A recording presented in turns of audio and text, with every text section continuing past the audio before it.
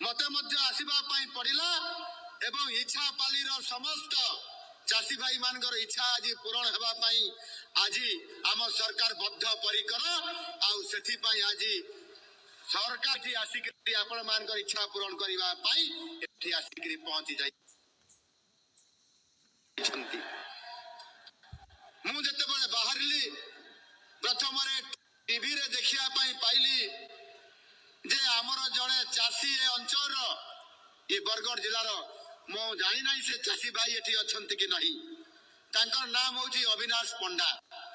से टीवी रे तांकर कहउतिले बाइट रे देउथिले जे आज नुआ सरकार आसिला परे आमर दुख आज ये सरकार दूर करिछंती एवं मु तो सबुठारु बेसी सुखी बोली से कहिले आउ बेसी खुशी बेसी आनंदित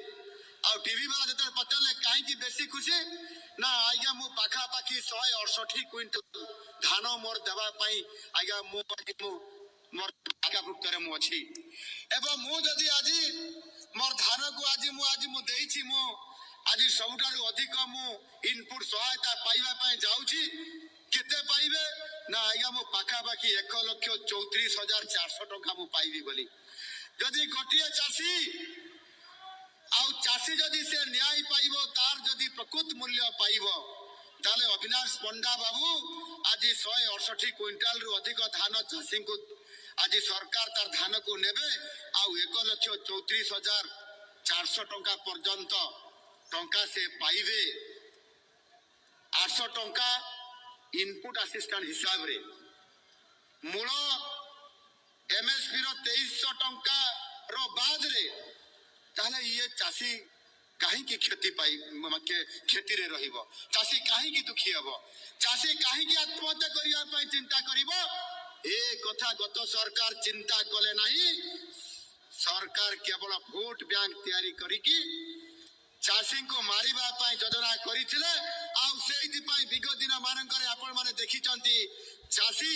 ऋण सुझी न पारी अनेक समय चाषी आत्महत्या करिया पई बाध्य करूथिले गत सरकार नवीन पटनायक सरकार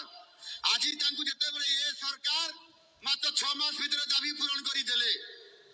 चाषी करो आज 100 टंका बोनस से सरकार देई पारु नथिले एही सहलारे घोषणा करिथवा परिप्रेक्षी रे आज आम सरकार जिते बेले 800 टंका दे देले भारी कष्ट होउछि